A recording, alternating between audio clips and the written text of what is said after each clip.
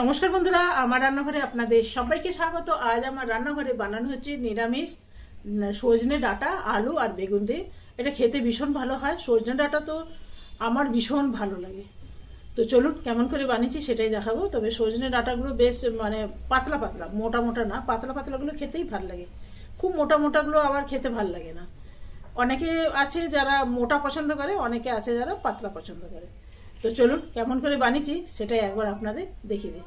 ভালো লাগলে একটা লাইক করবেন, সাবস্ক্রাইব করবেন, আমার পাশে থাকবেন। তো চলুন, এই যে দেখুন, এইখানে পাতলা পাতলা সজনে ডাঁটা। এগুলো কিন্তু একদমই পাতলা, খুব একটা বেশি মোটা না। তবে অনেকেই জানেন মোটাটা পছন্দ করে, অনেকেই পাতলাটা পছন্দ করে। এখানে নিয়ে নিয়েছি এইরকম দুটো আলু, আর নিয়ে নিয়েছি বেগুন, আর এই যে দেখছেন ডাঁটাগুলো। তবে এগুলো আমাকে এখন কেটে নিতে হবে। তবে আমার মনে হচ্ছে চাকু দিয়ে কাটতে আমার বছর লেগে যাবে, এটা বটি দিয়ে কাটলে আমার তাড়াতাড়ি হবে। সেই জন্যে ভাবছি বটি দিয়ে আগে কেটে নিই, তারপর ফিরে আসছি, না তো আমাকে এই নখে করে ছুলতে হবে। তো দেখুন এগুলো আমার কাটা হয়ে গেছে। ওই একখানাই বেগুন নিয়েছি, আর দুটো আলু নিয়েছি, আর সাথে নিয়ে নিয়েছি একটা টমেটো, আর নিয়ে নিয়েছি ধনে, জিরে আর আদা বাটা। এই লাগছে আমার মশলা। তবে আরেকটা জিনিস আপনাদের বলতে ভুল হয়ে গেছে, আজকে বানাবো আবার আলু ফুলকপি দিয়ে মাছের তরকারি। সেটা আপনাদের প্রথমেই বললে ভালো হতো, কিন্তু সেটা বলতে একদম ভুলে গেছি। তো চলুন এই রান্নাটা শুরু করি। প্রথমে দিয়ে দিলাম তেলের মধ্যে একটু পাঁচফোড়ন। পাঁচফোড়নটা একটু চালিয়ে নিলাম, একটু ভাজা ভাজা হয়ে গেছে। এরপরে দিয়ে দেবো সজনে ডাঁটা, আলু, বেগুন, যেটা এই গরমের দিনে কিন্তু খেতে অসাধারণ লাগে। যাই বলুন, একটু যদি ডাল থাকে না, তাহলে ভাত খাওয়াটা কিন্তু জমে যায়। এগুলো একটু ভালো করে ভেজে নিই, মধ্যেখানে একটু জায়গা করে নিলাম। আমি মশলাটা এর মধ্যেই ভেজে নেব। আমি এভাবেই ভেজে নিই, আলাদা করে আর বেগুন, আলু এগুলো ভাজি না। ওতে তেলও অনেক লাগে আর সময়ও অনেক লাগে। এইভাবে করে নেবেন, দেখবে সময় লাগবে কম, আর খুব ভালো করে ভাজা হয়ে যাচ্ছে। এখানে দিয়ে দিলাম অল্প সামান্য কাশ্মীরি লঙ্কা, যাতে কালারটা ভীষণ ভালো হয়।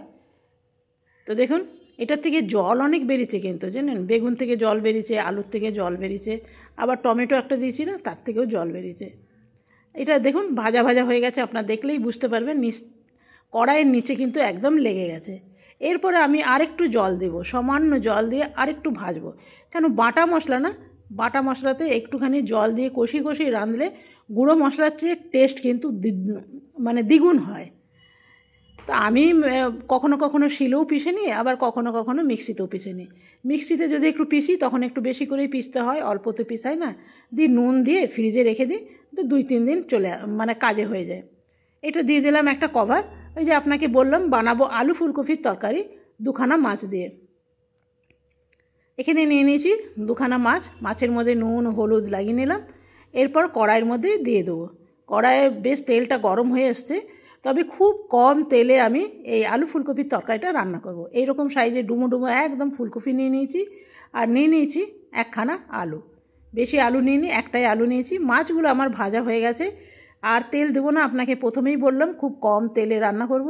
দিয়ে দিলাম পাঁচফোড়ন, আর দিয়ে দিলাম আলু ফুলকপি এর মধ্যে। এরপরে দিয়ে দিলাম নুন, আর দিয়ে দেবো হলুদ।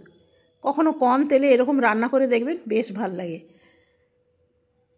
তো এই তেলটা যতটা দিয়েছিলাম ততটা কিন্তু বেরিয়ে যাবে। দিয়ে দিলাম কাশ্মীরি লঙ্কা গুঁড়ো। তো তেলটা দেখুন হালকা হালকা ছেড়ে এসছে। যখন কফিটা ভাজা হবে না, তেলটা নিজে নিজেই ছেড়ে আসবে। এইখানে দিলাম 1/2 চামচ পেঁয়াজ, রসুন, জিরে আর আদা বাটা, 1/2 চামচই দিলাম। এটা ভালো করে কষাবো, তার জন্যে দিয়ে দিলাম একটু জল, আর দিয়ে দিলাম টমেটো। ওই যে বললাম আপনাকে বাটা মশলাতে একটুখানি জল দিয়ে কষাতে হয়। ভালো করে কষানো আমার হয়ে গেছে। এরপরে দিয়ে দেবো জল, কেন ফুলকপি আলুগুলো একটু সেদ্ধ হবে। এখন থেকেই দিয়ে দেবো মাছগুলো, তাহলে না ঝোলের সাথে যখন মাছগুলো ফুটবে, ঝোলটা খেতে আরও টেস্টি হবে। এরপরে আমি একটু দেখে নিই, দেখলাম মাছটা একদম রেডি হয়ে গেছে। তো চলুন এটা নামিয়ে নিই। দেখতে কিন্তু ঠিক এইরকম হয়েছে, আর খেতেও কিন্তু ভালো হয়েছে, টেস্টটা ভীষণ ভালো এসছে, যেহেতু কম মশলা দিয়ে বানিয়েছি। এবারে ডাঁটা আলুটা একটু দেখে নিই। তো ডাঁটা আলুটাও কিন্তু আমার একদম রেডি হয়ে গেছে। আর আমি একটু এইরকম ঝোলঝোল টাইপের নামাবো, তাহলে ভাত দিয়ে খেতে ভালো লাগবে। ডাল আমি বানাইনি, এই আলু ফুলকপির তরকারির যে ঝোলটা আছে সেটা দিয়েই ভাত খাওয়া হবে। আর এই ডাঁটা আলুর একটু ঝোল ঝোল রাখলে খেতে ভালো লাগবে। তো চলুন এটা নামিয়ে নেবো। খেতে ভীষণ ভালো হয়েছে জানেন, এরকম সরু সরু ডাঁটাগুলো খেতে বেশ ভালো লাগে। তো চলুন ডাঁটাও হয়ে গেল, মাছও হয়ে গেল, এবারে ভাতটা বেড়ে নিই। প্রথমে দিয়ে দিলাম মাছ,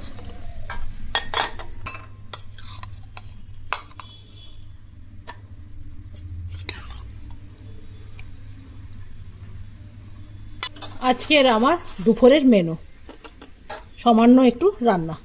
কেমন লাগলো অবশ্যই জানাবেন। তো বন্ধুরা, আশা করি আজকের ভিডিওটা ভালো লেগেছে। ভালো লাগলে একটা লাইক করতে ভুলবে না। আজকের মতন এখানেই শেষ করলাম। Bye bye bye bye bye.